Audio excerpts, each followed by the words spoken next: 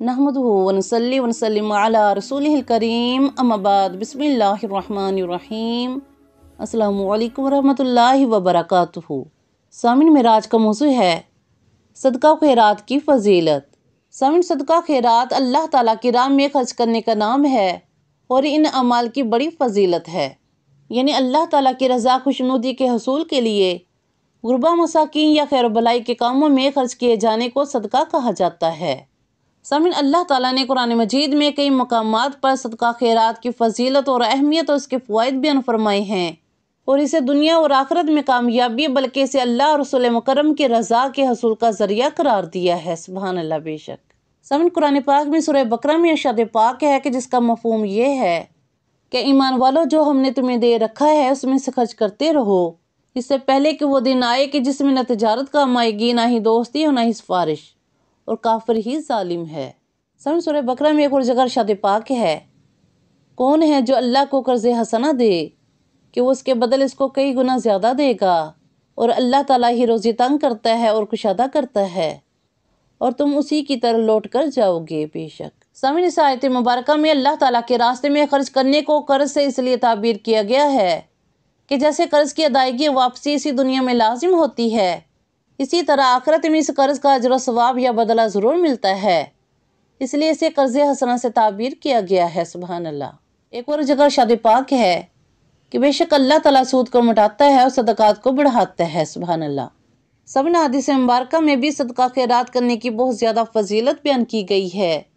चुनांचे बुखारी शरीफ की हदीस मुबारका में है, हज़रत अबू हुरैरा रज़ियल्लाहु तआला अन्हु से रवायत है कि नबी करीम अलैहिस्सलातु वस्सलाम ने इरशाद फरमाया कि अगर मेरे पास ओहद पहाड़ के बराबर सोना होता तो मुझे इस बात से मसरत होती कि मैं उसको 3 दिन ख़त्म होने से पहले ही ख़त्म कर दूँ और सिर्फ इतना रोक लूँ कि जितना मुझे अदाए कर्ज के लिए दरकार हो। सुभान अल्लाह। सामिन एक और हदीस मुबारका हज़रत अबू हुरैरा रज़ियल्लाहु तआला अन्हु से रवायत है कि नबी करीम अलैहिस्सलातु वस्सलाम ने इरशाद फरमाया कि कोई दिन ऐसा नहीं जाता कि जब बंदे सुबह को उठते हैं तो 2 फरिश्ते आसमान से न उतरते हों।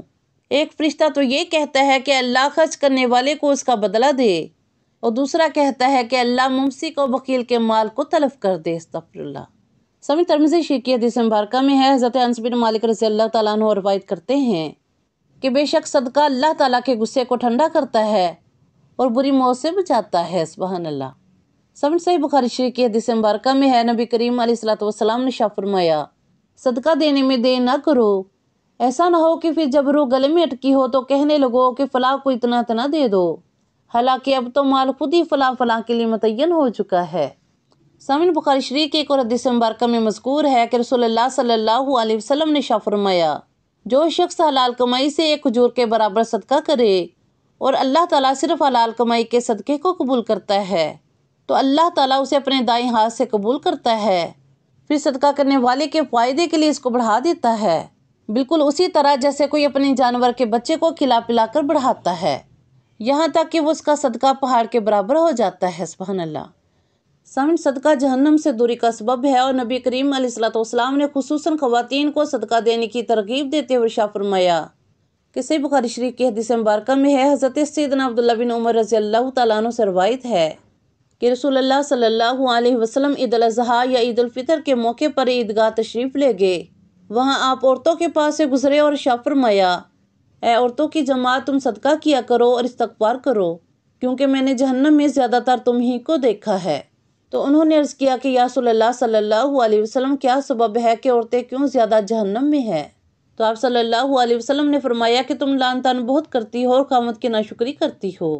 मुस्लिम सही हदीस मुबारका में है, हज़रत अस्मा बिनते अबू बकर सिद्दीक़ रज़ियल्लाहु तआला अन्हा से रवायत है, आप फरमाती हैं कि मुझसे नबी करीम अलैहिस्सलातु वस्सलाम ने इरशाद फरमाया कि खर्च करो और गिन गिन कर ना रखो, वरना अल्लाह ताला भी तुम्हें हिसाब ही के साथ देगा, और सीन सीन कर ना रखो, वरना अल्लाह ताला भी तुम्हारे साथ यही मामला फरमाएगा। सामिन इसी तरह एक और सही हदीस मुबारका में है, हज़रत मैमूना बिनते साद रज़ियल्लाहु तआला अन्हा से मरवी है कि उन्होंने पूछा कि या रसूलल्लाह सल्लल्लाहु अलैहि वसल्लम, आप हमें सदका के मुतालिक बताइए। तो आप सल्लल्लाहु अलैहि वसल्लम ने इरशाद फरमाया, जो शख्स सवाब की नीयत से अल्लाह ताला की रज़ा जोई के लिए सदका करता है उसके लिए यह नारे जहन्नम से रुकावट है। सुभान अल्लाह। سامن اس لیے اللہ تعالیٰ کو راضی کرنے کے لیے صدقہ کریں، مال زیادہ ہو یا تھوڑا ہر حال میں صدقہ کرتے رہیں، اچھے اور پاکیزہ مال میں سے صدقہ کریں، بے شک اللہ تعالیٰ پاکیزہ مال کو ہی قبول فرماتا ہے۔ بے شک حدیث مبارکہ میں ہے، حضرت ابو ہریرہ رضی اللہ تعالیٰ عنہ سے مروی ہے کہ نبی اکرم صلی اللہ علیہ وسلم نے فرمایا، اے مسلمان عورتوں، تم میں سے کوئی اپنی پڑوسن کے ہدیے کو حقیر نہ سمجھے، خواہ بکری کا کھر ہی کیوں نہ ہو۔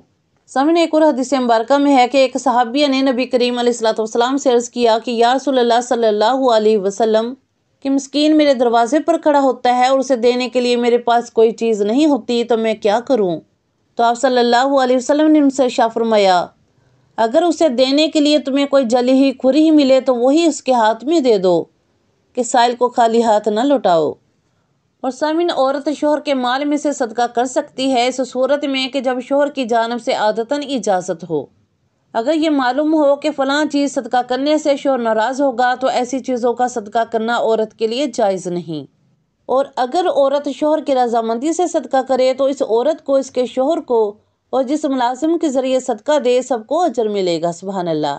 جیسا کہ بخاری شریف کی حدیث مبارکہ میں ہے، ام المومنین حضرت سیدہ عائشہ صدیقہ رضی اللہ تعالیٰ عنہ سے روایت ہے، آپ فرماتی ہیں کہ نبی کریم علیہ السلام نے فرمایا کہ جب کوئی عورت اپنے گھر کے کھانے میں سے کچھ خیرات کرے بشرطے کہ بگاڑ کی نیت نہ ہو تو عورت کو بھی خیرات کرنے کا ثواب ملے گا جیسے خاوند کو اس مال کے کمانے کی وجہ سے، اور داروغہ کو بھی اتنا ہی ثواب ملے گا، اور کسی کا ثواب دوسرے کے ثواب کو کم نہیں کرے گا۔ سبحان اللہ۔ اور سامعین، ہر مسلمان کو اپنی حیثیت کے مطابق جتنا ہو سکے صدقہ خیرات ضرور کرتے رہنا چاہیے، کہ مال کی کمی کے باعث صدقہ کرنے کے عمل کو روکنا نہیں چاہیے، اور اس کے علاوہ کسی کی دی ہوئی چیز کو بھی حقیر نہیں جاننا چاہیے، کیونکہ اللہ تعالیٰ کے ہاں تو ایک ذرہ برابر بھی نیکی مقبول ہو جاتی ہے، اور اللہ تعالیٰ اس کا اجر ضائع نہیں کرتا۔ سبحان اللہ۔ بے شک کہ سورہ زلزال میں اللہ رب العزت کا ارشاد پاک ہے، فَمَن يَعْمَلْ مِثْقَالَ ذَرَّةٍ خَيْرًا يَرَهُ، تو جس نے ذرا بھر نیکی کی ہوگی وہ اسے دیکھ لے گا۔ سبحان اللہ۔ بے شک